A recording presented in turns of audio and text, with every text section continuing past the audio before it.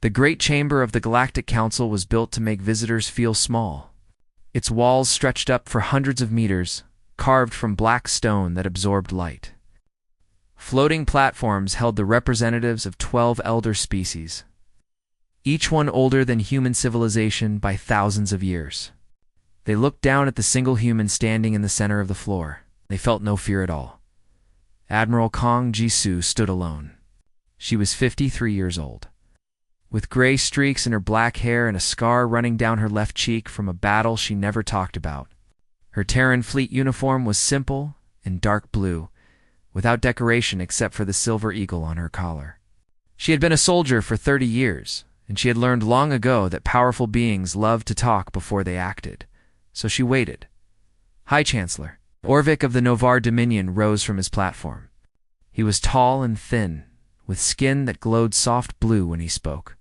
His species had ruled this part of the galaxy for 10,000 years. They had watched younger races rise and fall like waves on a shore. To him, humanity was just another wave. "Admiral Kang," he said, his voice echoing through the chamber, "the Council has reached its decision regarding your species." Jisoo did not move. She did not blink. She simply watched him with dark eyes that gave nothing away. "Humanity has expanded too quickly," Orvik continued. "In just 200 years, your people have spread across 40 star systems. You have built warships. You have claimed resources. You have acted as if the galaxy belongs to you." A few of the other counselors made sounds of agreement. The Keth representative, a creature made of crystalline plates, clicked its approval. The Mara delegate, whose body was covered in thick brown fur, growled softly. "This cannot continue," Orvik said. "The elder races have maintained peace in this galaxy for longer than your species has existed. We will not allow newcomers to disturb that peace." Admiral Kang remained silent. She had been told not to speak unless asked a direct question. Her government had been very clear about that. "Listen," they had said. "Let them show us who they really are." Orvik seemed annoyed by her silence.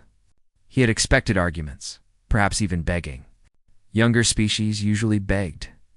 "The Council's decision is this," he announced. "Humanity will surrender all military vessels to the Novar Dominion within 30 standard days. Your fleet will be dismantled. Your weapons factories will be closed. In exchange, the Novar Dominion will provide protection for your worlds." Protection. Jisoo almost smiled at the word. She had seen Novar protection before. She had seen the mining colonies they protected, where workers died young and profits flowed to Novar accounts. She had seen protected worlds stripped of resources until nothing remained. "Your species is young," Orvik said, and now his voice carried something like kindness, the way an adult might speak to a foolish child. "You do not understand how the galaxy works, but you will learn. Under our guidance, humanity will find its proper place." Counselor Thesa, of the Keth Collective, leaned forward on her platform. Her crystalline body caught the dim light and scattered it into rainbows. "We are being generous," she said. "Other species who resisted the Council's wisdom were not treated so kindly." That was a threat, Jisoo knew. The Council had destroyed civilizations before. They had records of it, written in their own histories with pride. Species that refused to submit simply vanished, their worlds turned to ash, their names forgotten. "Do you have any questions, Admiral?" Orvik asked. Jisoo considered for a moment. She had many questions, but only one that mattered. "Nice. "Is this decision final?" she asked. Her voice was calm and clear without any emotion at all. The council members looked at each other. Such a simple question, and yet something about it made them uncomfortable. They had expected fear. They had expected anger. This quiet acceptance was strange. "It is final," Orvik confirmed. "The 12 elder species have voted unanimously. There will be no appeal." "I understand," Jisoo said. "I will relay your terms to Earth." She turned to leave. Her boots made soft sounds on the stone floor, the only noise in the vast chamber. Every alien I watched her go, waiting for something more, some sign of the desperation they expected. At the chamber doors, Counselor Thesa called out, "We expect your surrender within the month, human. Do not test our patience." You have seen what happens to species that defy us. Jisoo stopped. For a long moment, she stood with her back to the council, her hand resting on the door. The Terran government will send its official response shortly, she said without turning around. Then she pushed open the doors and walked out into the corridor beyond. Behind her, she heard the council members laughing. The sound followed her down the hallway, echoing off the walls. They thought they had one. They thought humanity would submit, just like every other young species before them. They had given their ultimatum, and now they would wait for the surrender that always came. Jisoo walked faster. She needed to reach her ship. She needed to contact Fleet Command. There was much work to do, and only 30 days to do it. As she boarded her shuttle, her communications officer, Lieutenant Baekdone, was waiting for her.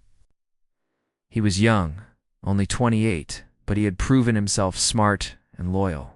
His face was worried as she climbed aboard. He asked Jisoo sat down and strapped herself in. Through the viewport, she could see the council station, a massive structure of metal and stone floating in the darkness of space.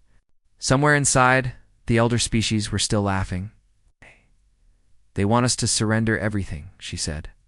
Our ships, our weapons, our freedom. No. Doan's jaw tightened.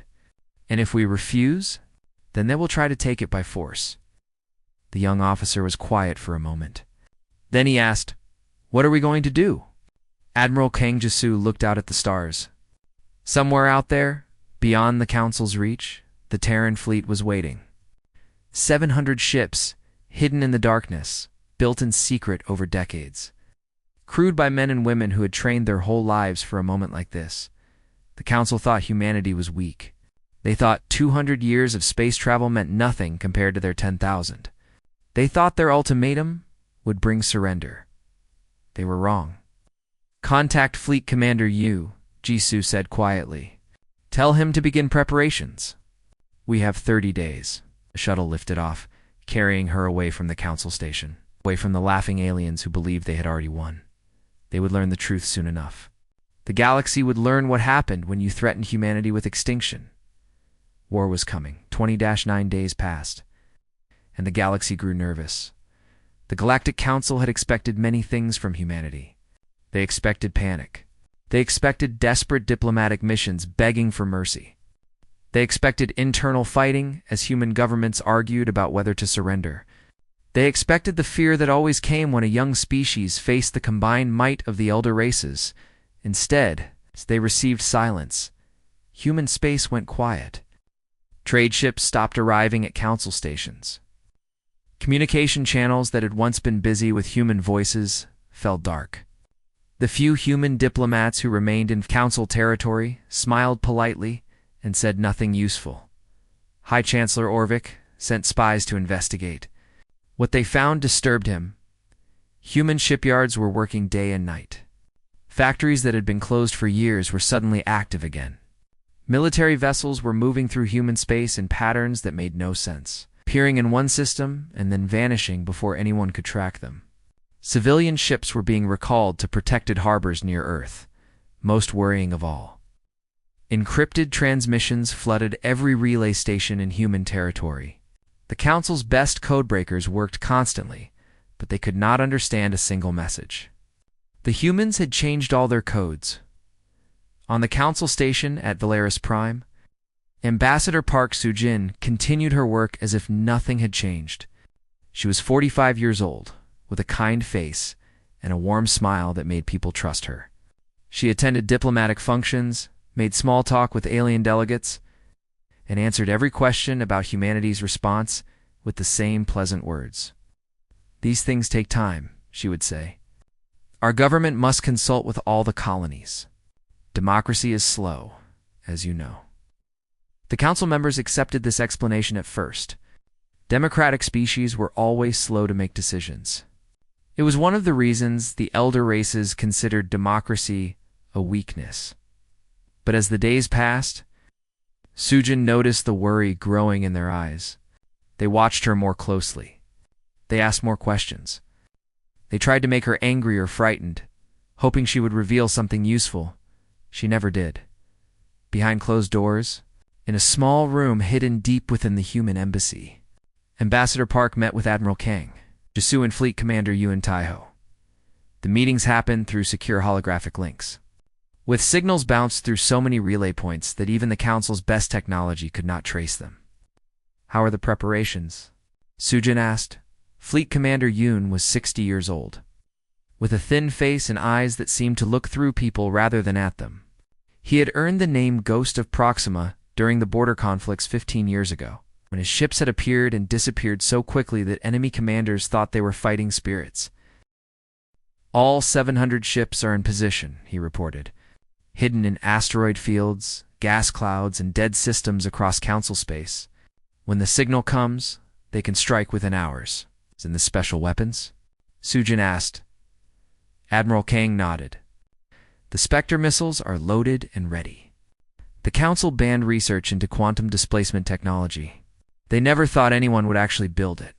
Sujin smiled. "They never thought we would dare." That was the truth of it. The Council had ruled the galaxy for so long that they had forgotten what it meant to face an enemy who was not afraid. They had grown comfortable with their power. They had stopped imagining that anyone might challenge them. Humanity had used that comfort against them. For 50 years, human intelligence agents had fed false information to Council spies. They had made humanity look weaker than it was. They had hidden the true size of the Terran fleet. They had pretended to be children while building the weapons of adults. Now those weapons were ready. On the 29th day, High Chancellor Orvik summoned Ambassador Park to the Council chamber.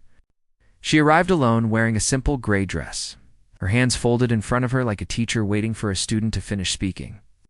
"Your deadline expires tomorrow," Orvik said.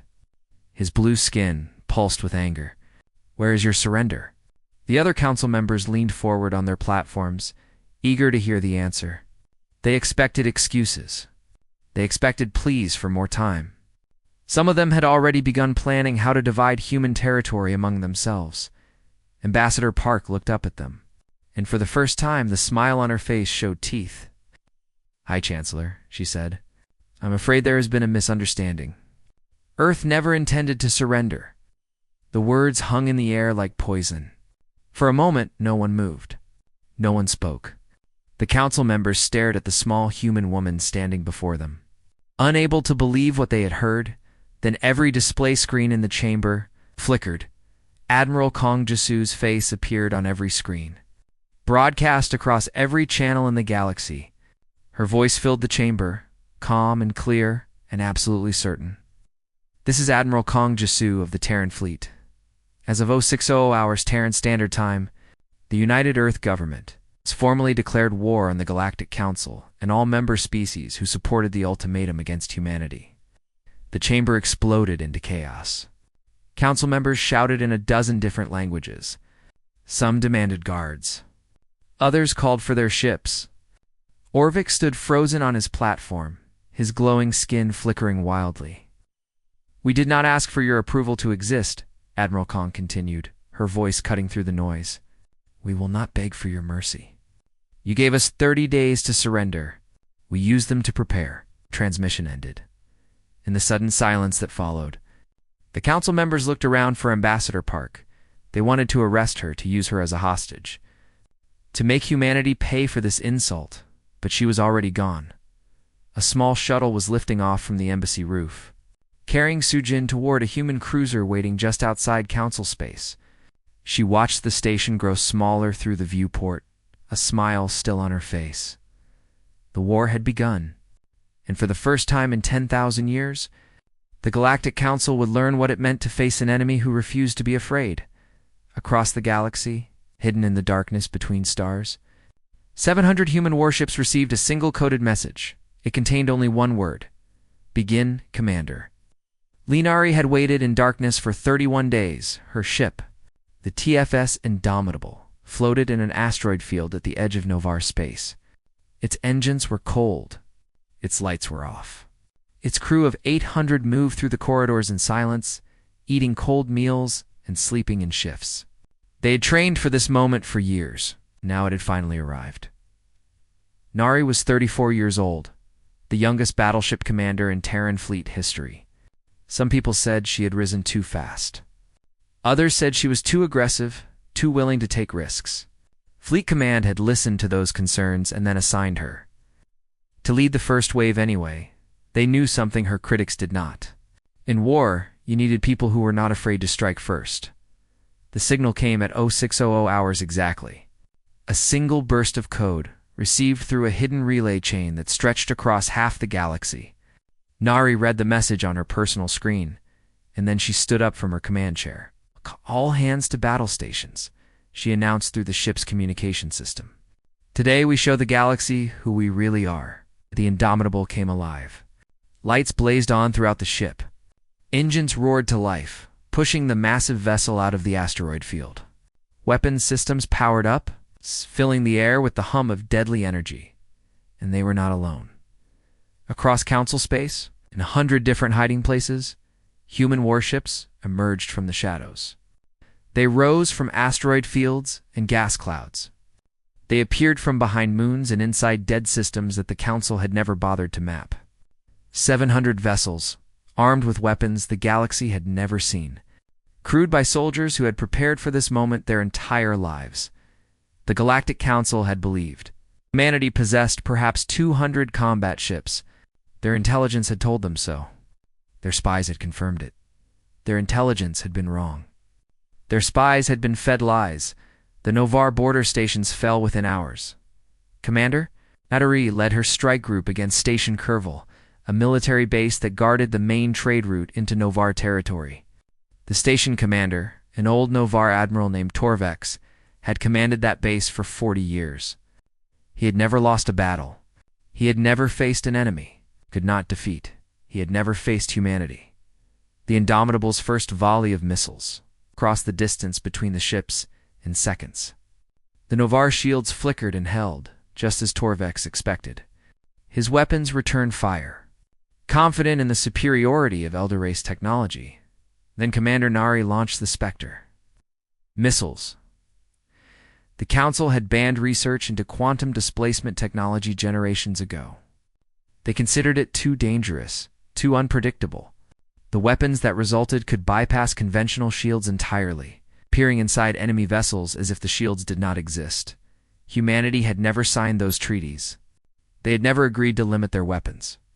And for 30 years, in secret laboratories hidden on distant moons, human scientists had perfected what the Council feared most. The Spectre missiles vanished from normal space, passed through the Novar shields like ghosts through walls, and detonated inside Station Kerval. Admiral Bex had time to send one final message before his command center was destroyed. "They are using forbidden technology," he reported, his voice filled with shock and something that might have been admiration. "They are more dangerous than we ever."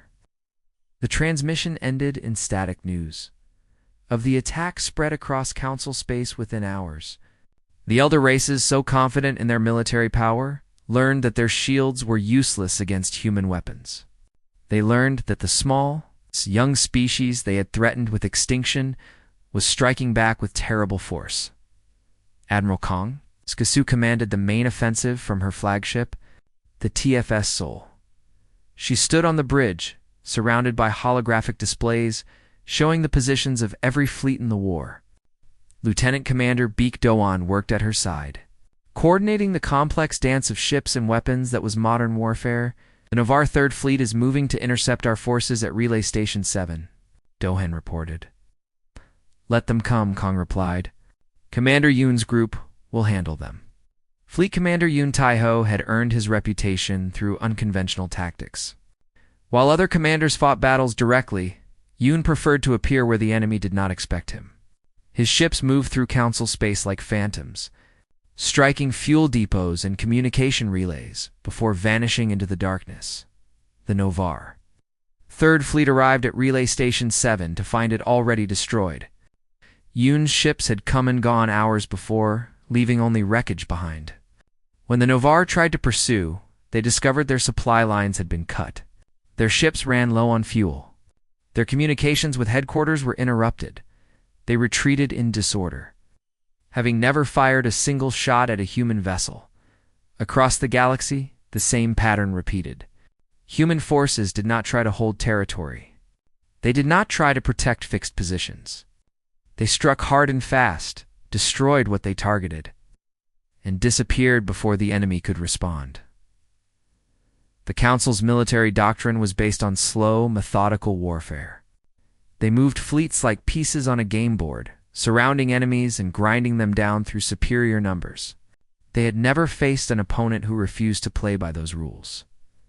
On the TFS Sol, Admiral Kang watched the reports coming in from every front. Victory after victory, station after station falling to human weapons. The Council's carefully maintained order, crumbling under the weight of its own assumptions. "Ma'am," Lieutenant Commander Doan said quietly, "the Novar homeworld defense platforms are activating. They know we are coming." Kong nodded. This was the moment that mattered. The Novar homeworld was the heart of the Council's power. If humanity could strike there, even without conquering it, the message would be clear.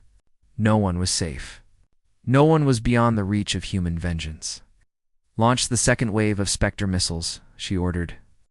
"Let them see what happens when they threaten humanity with extinction." The missiles flew into the darkness, carrying death toward a world that had believed itself untouchable. The galaxy was watching. The galaxy was learning. Humanity had come to war, and they would not be stopped. The Galactic Council had stood united for 10,000 years. They had faced rebellions, natural disasters, and the rise and fall of empires. Through all of it, the 12 elder species had maintained their alliance, their shared belief that they alone deserved to rule the galaxy. It took humanity 14 days to break that unity. The Keth Collective was the first to crack. Their crystalline bodies were beautiful but fragile, and their military had always relied on other council members for protection.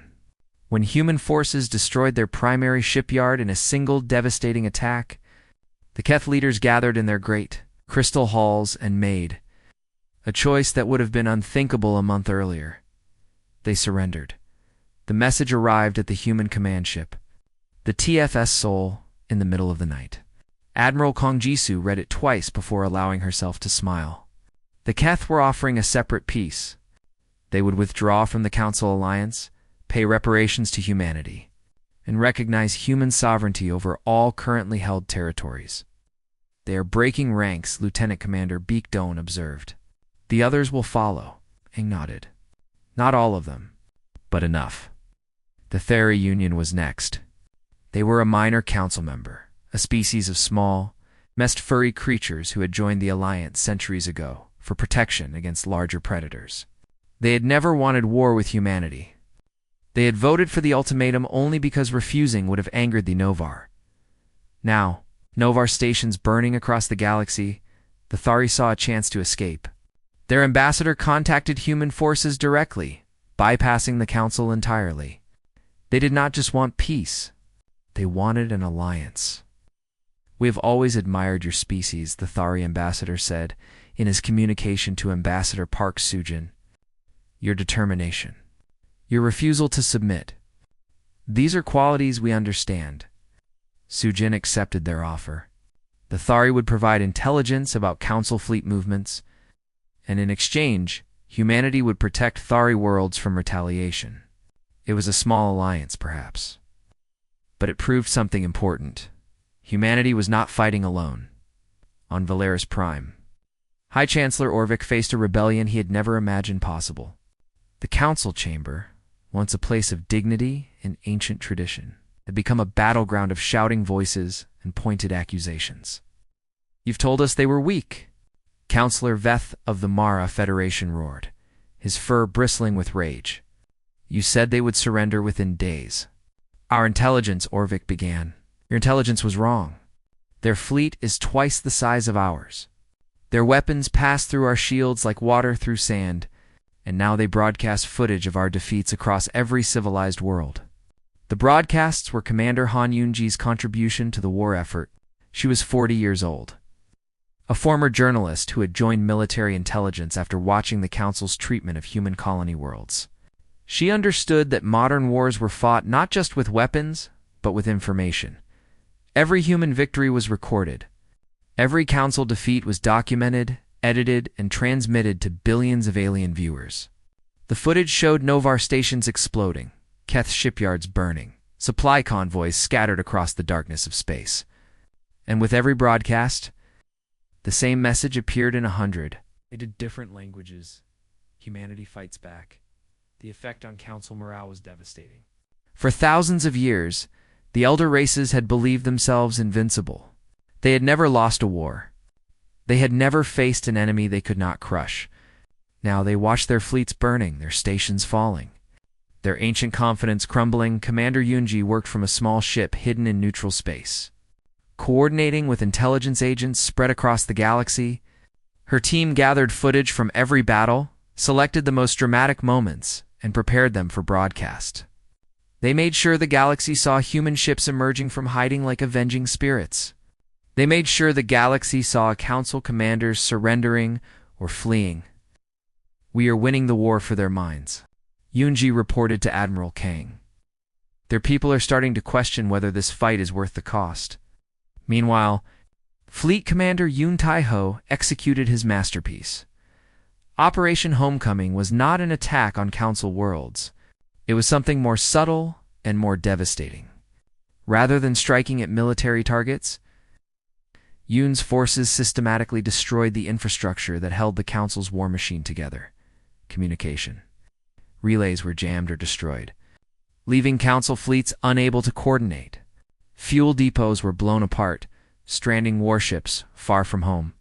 Supply convoys were ambushed and scattered, leaving soldiers hungry and equipment breaking down. "We do not need to destroy them," Yun explained to his officers aboard the TFS Busan. "We just need to make fighting us so expensive that they reconsider their choices." His executive officer, Major Shinbora, coordinated the logistics of the campaign with cold efficiency. She was 36 years old, with short black hair and eyes that rarely showed emotion. 10 years ago, her older brother had died during a council peacekeeping mission on a human colony world.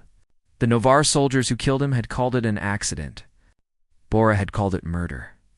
This war was personal for her, but she was too professional to let her anger make her sloppy. "Commander, the Novar Third Fleet is requesting safe passage to retreat," she reported one morning. "They say they cannot continue fighting without resupply." Yun considered the request carefully. He could destroy them easily. His ships had them surrounded, cut off from help, running low on everything they needed to survive. A single order would turn the Novar Third Fleet into debris, but that was not the human way. Not this time. "Grant them safe passage," Yun said finally. "Let them run home and tell everyone what happened here." Bora looked at him with surprise. "Sir, mercy can be a weapon too," Yun explained. "When they reach Novar space, they will tell stories of human forces that could have destroyed them but chose not to. They will make the Council wonder what kind of enemy they are facing." Bora understood. Dead soldiers were forgotten. Survivors spread fear. Across the galaxy, the Council alliance continued to crumble. 3 more species quietly withdrew their fleets from Council command, claiming they needed them for defensive purposes. 2 others began secret negotiations with human representatives, hoping to escape the war before they lost everything. High Chancellor Orvik watched his empire falling apart, and for the first time in his long life, he felt the cold touch of fear. The humans were not just winning battles, they were winning the war, and every day that passed made the Council's position more desperate. Something had to change, but Orvik no longer knew if he had the power to change it. The war lasted 47 days. In the end, did not finish with a great battle or a dramatic last stand. It ended quietly, with a simple transmission from Valeris Prime. "Hi, Chancellor Orvik," stripped of allies and facing the reality of invasion, sent a message to Admiral Kang Ji-soo requesting an immediate ceasefire. The message was short. The proud language of the Council was gone, replaced by plain words that admitted defeat without actually saying the word. The Galactic Council recognizes the need for new discussions regarding humanity's place in the galactic community. "We request a meeting to establish peaceful terms." Admiral Kang read the message on the bridge of the TFS Seoul. Around her, officers who had worked without sleep for weeks allowed themselves small smiles. They had done it. They had fought the combined might of the elder races and won. "Send a response," Kang ordered. Tell them we accept their request. The meeting will take place aboard this ship in orbit above Earth. They will come to us. It was a small thing, perhaps. Just a choice of location, but it mattered. For 200 years, humanity had traveled to council stations, had stood before alien judges, had been treated as guests in someone else's galaxy. Now the council would come to Earth, they would sign their surrender in the shadow of humanity's homeworld. The symbolism was not lost on anyone. The Treaty of Earth was signed 3 days later. Ambassador Park Soo-jin led the human delegation, flanked by representatives from every colony world. They sat on one side of a long table in the Seoul's conference room, wearing formal clothes and expressions of calm dignity. Across from them sat the remains of the Galactic Council. Only 7 species had sent representatives. The others had either surrendered separately or simply refused to participate. High Chancellor Orvik was there, his blue skin dim and his eyes tired. Counselor Theza of the Keth sat beside him, her crystalline body no longer scattering proud rainbows, but instead reflecting the gray walls of the human ship. The terms of the treaty were firm but not cruel. The ultimatum was officially withdrawn. All demands for human surrender were cancelled now and forever. Humanity would receive full citizenship in the galactic community, with a permanent seat on a reorganized council. The Novar Dominion would pay reparations for decades of economic exploitation of human frontier colonies. Prisoners would be returned. Borders would be respected. And most importantly, no species would ever again threaten humanity with forced submission. Any such threat would be considered an act of war. These terms are harsh, Counselor Thessa said as she reviewed the document. Her voice was quiet, without the arrogance it had carried a month ago. You could demand much more. You have us beaten. Ambassador Park looked at her with calm eyes. We did not fight this war to become you, she said simply. We fought it so we would never have to bow to anyone again. The council representatives signed the treaty one by one. Their hands trembled. Their faces showed shame and disbelief. For 10,000 years, they had believed themselves masters of the galaxy. Now they were signing away that mastery, admitting that a species they had called children had defeated them utterly when the last signature was complete. Ambassador Park stood and offered her hand to High Chancellor Orvik. He stared at it for a long moment, as if unsure what to do. In human culture, Soo-jin explained gently, we shake hands to show respect between equals. I am offering you the chance to be our equal chancellor. I suggest you take it. Slowly, reluctantly, Orvik reached out and took her hand. The shake was brief, but it meant something. It meant the old order was truly dead. On the observation deck above the conference room, Admiral Kang Jisoo watched the ceremony through a large viewport. Commander Lee Nari stood beside her, still wearing her combat uniform because she had not had time to change. Below them, Earth turned slowly in the darkness, blue and green and impossibly beautiful. Do you think they have learned? Nari asked quietly. Do you think they will respect the treaty? Kang considered the question carefully. She had studied the elder races for 30 years. She knew their pride, their arrogance, their absolute belief in their own superiority. She knew that many of them still thought of humanity as children who had simply gotten lucky. Some of them have learned, she said finally. The ones who fought us directly? They saw what our soldiers can do. They felt our weapons break their shields. They know the truth. And the others? The others will remember what happens when they underestimate us. Kang turned to look at the younger commander. That is why this treaty matters. It puts our victory into law. It makes our strength official. The next time someone thinks about threatening humanity, they will look at this treaty and remember. Nari nodded slowly. So we won. We won this war, Kang agreed. There will be others. The galaxy is a big place, and not everyone will accept our new position easily. But we proved something today that can never be taken away. What is that? Kang smiled, a rare expression that softened her scarred face. We proved that humanity does not surrender. We proved that we will fight for our freedom, no matter the odds. We proved that the strength of a species is not measured by how long it has existed, but by what it is willing to do to survive. Below them, the conference room was emptying. The council representatives were leaving, returning to their ships, beginning the long journey home to deliver news of their defeat. Ambassador Park was shaking hands with the human delegates, accepting their congratulations with her usual graceful smile. Fleet. Commander Yun Tai-ho joined them on the observation deck. He looked tired but satisfied, like a craftsman who had finished a difficult project. The last council ship is preparing to depart, he reported. They want to leave quickly. They do not like being here. Let them go, Kong said. They have delivered what we needed. The treaty is signed. The war is over. Yoon nodded and leaned against the viewport, looking down at Earth. I was born in Busan, he said quietly. A small apartment near the harbor. I used to watch the ships come and go and dream about traveling to the stars. And now? Now I have traveled farther than anyone from my neighborhood ever imagined. And I helped save the world I came from. He smiled softly. My grandmother would be proud. Major Shinbora arrived last, carrying a datapad with reports from across human space. The celebrations have begun, she said. Every colony, every station, every ship, people are cheering in the streets. Kong took the datapad and scrolled through the reports. Images of humans celebrating their victory, crying with relief, holding signs that proclaimed their pride in the Terran fleet, soldiers embracing their families, children waving at ships returning from battle. We earned this, she said. Every person who built our ships, who trained our soldiers, who kept our secrets for 50 years. This victory belongs to all of them.